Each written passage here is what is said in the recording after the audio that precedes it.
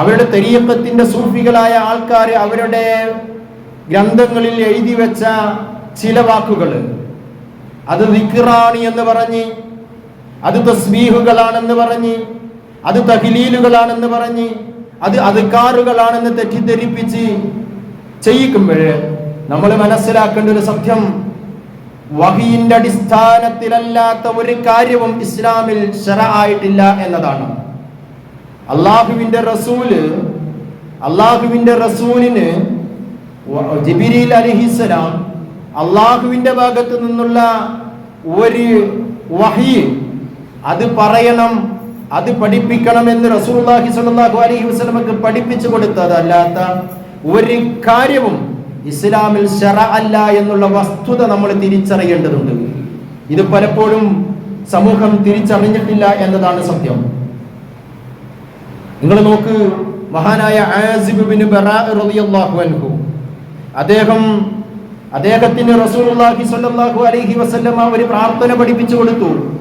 ആസിബേ, നീ വുളൂ ചെയ്തിട്ട് നമസ്കരിക്കാൻ വേണ്ടി വുളൂ ചെയ്യുന്നത് പോലെ വുളൂ ചെയ്യുക, എന്നിട്ട് നിന്റെ ബെഡിലേക്ക് പോവുക, എന്നിട്ട് നിന്റെ വാക്ക് ആ രാത്രിയിലെ ഏറ്റവും അവസാനത്തെ വാക്ക് ഇതായിരിക്കണം എന്ന് റസൂല് പറഞ്ഞിട്ട് ഒരു വാക്ക് പഠിപ്പിച്ചു കൊടുക്കുകയാണ് റസൂല്.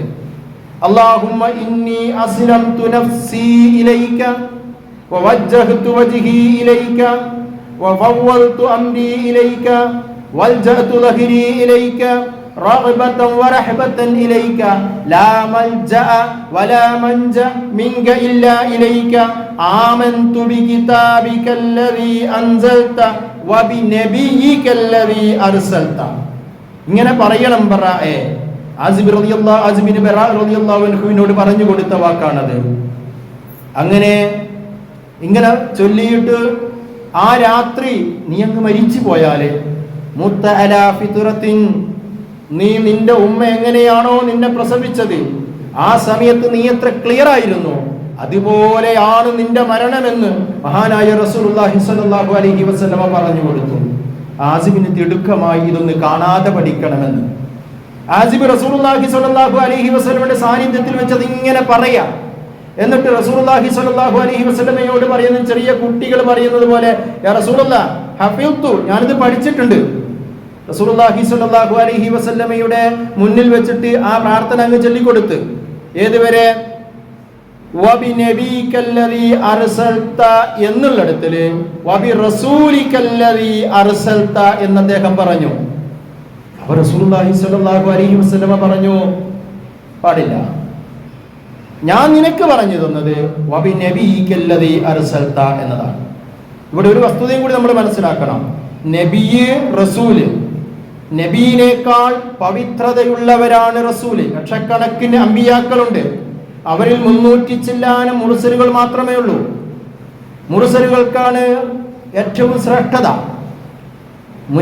നബിയിനേക്കാൾ ശ്രേഷ്ഠതയുള്ളത് റസൂലുകൾക്കാണ്. റസൂലുകൾ നബിയുടെ കൂട്ടത്തിൽ നിന്ന് തെരഞ്ഞെടുക്കപ്പെട്ടവരാണ്. ആ റസൂൽ എന്നുള്ള പദമാണ് ആസിബ് ബിൻ ബറാ റളിയല്ലാഹു അൻഹു പറഞ്ഞത്. റസൂല് പറഞ്ഞു പാടില്ല, മുഹമ്മദ് നബി പറഞ്ഞു പാടില്ല, അതല്ല വഹി. വഹീന്റെ അടിസ്ഥാനത്തിൽ എനിക്ക് ജിബ്രീൽ പറഞ്ഞു തന്നത് അങ്ങനെയല്ല. അതുകൊണ്ട് വബിനബികല്ലദീ അർസൽത, അത് അങ്ങനെ തന്നെ പറയണം എന്ന് ഒരു വാക്ക്, ഒരു ഭാഷാർത്ഥത്തിൽ ഭാഷയിലേക്ക് വരികയാണെങ്കിൽ പ്രാധാന്യമുള്ളൊരു വാക്ക് പറഞ്ഞിട്ടും അത് റസൂലുള്ളാഹി സ്വല്ലല്ലാഹു അലൈഹി വസല്ലമ അംഗീകരിച്ചില്ല. നിങ്ങൾ നോക്കൂ, അങ്ങനെയാകുമ്പോഴേ എങ്ങനെയാണ് നമ്മൾ ചില സ്ഥലങ്ങളിൽ നിന്ന് കേൾക്കുന്ന ചില ഹൂഹു എന്നും യാമൻഹു എന്നും ലാല എന്നും ഇല്ല ഹൂ ഹൂ ഹൂ എന്നൊക്കെ പറയുന്ന ചില ദിക്റുകൾ, റാത്തീബ് എന്ന പേരിൽ ചില ദിക്റുകൾ, അത് പുണ്യമാണ് എന്ന് പറഞ്ഞ് മനുഷ്യരെ കൊണ്ട് ചെല്ലിക്കുമ്പോഴേ അതിൽ ദിക്റിന്റെ ഗണത്തിൽ പെടുകയില്ല എന്നുള്ളൊരു തിരിച്ചറിവ് നമുക്കുണ്ടായിരിക്കണം. വഹീന്റെ അടിസ്ഥാനത്തിൽ എന്ത് കാര്യം അതാണ് ശറഅ്, അതല്ലാത്ത ഒരു കാര്യവും ശറഅല്ല എന്നുള്ള ഒരു നിഷ്പക്ഷമായ ഒരു തിരിച്ചറിവ് നമുക്കുണ്ടായിരിക്കണം.